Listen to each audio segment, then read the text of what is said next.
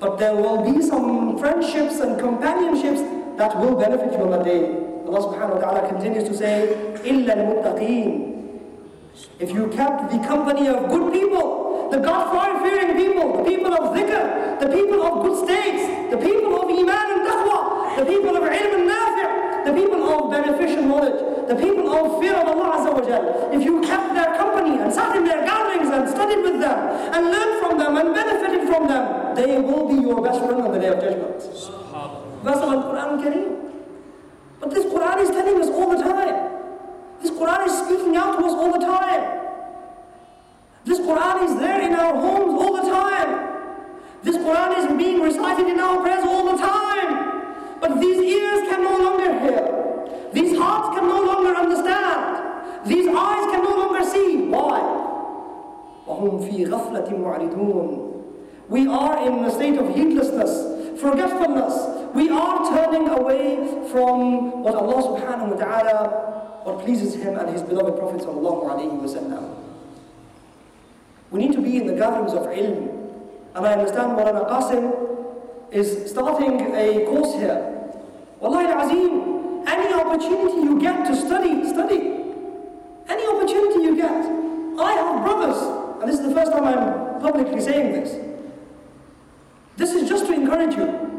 I have brothers who have been studying with me. This is out of their love and attachment. They have been studying with me for 2 years now. It's a private little class that we have. They come to me to Birmingham every week. You know where they come from? They come from London. They stay with me for 2 days, alhamdulillah, they study with me. And there's about 10 of them altogether. Alhamdulillah, we look after them. We say marhaba to the students of knowledge. But that urge, these brothers, alhamdulillah, all, mashallah, grown-ups. They've completed their degrees at university. They have jobs, they're working. They have families, some of them are married. One is a doctor, he comes from his hospital. When he finishes his duty, he comes straight to the class. The other one is a civil servant that works in the Charity Commission in London.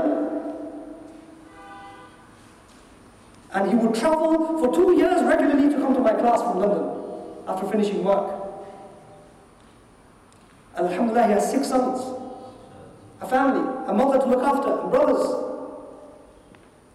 You brothers should feel privileged that you have the opportunities to study, the opportunity to education, the opportunity to learning. And I invite you to the classes that are being run by this masjid of yours. I always say the mosques of the Muslim community are not just mosques. The mosques of the Muslim community are the castles.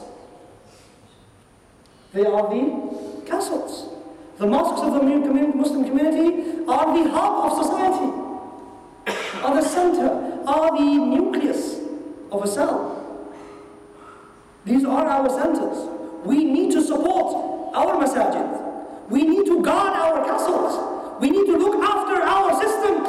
We need to look after our Islam. We need to look after our societies by developing our masjids, by being involved in our masjids, by helping out our masjids. These masajid are the houses of Allah Azza wa Jal. By helping out brothers who are putting their efforts towards reviving some education of the deen.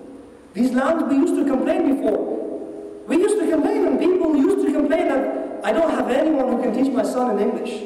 We have no excuses left now. Perhaps our generation, we have this excuse. A valid excuse it was.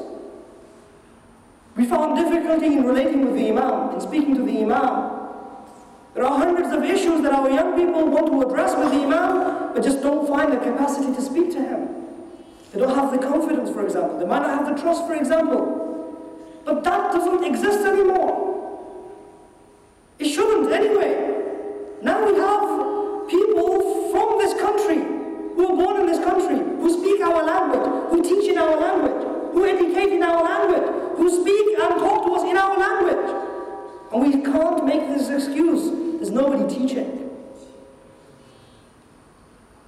Don't become your own enemy.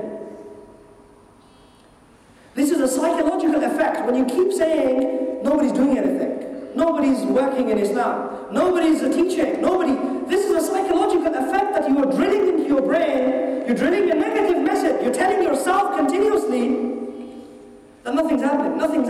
there's so much happening. But you're telling yourself nothing's happening. Get involved. Do something. And make a change. May Allah subhanahu wa ta'ala give us the tawfiq. Alhamdulillahi Rabbil Alameen.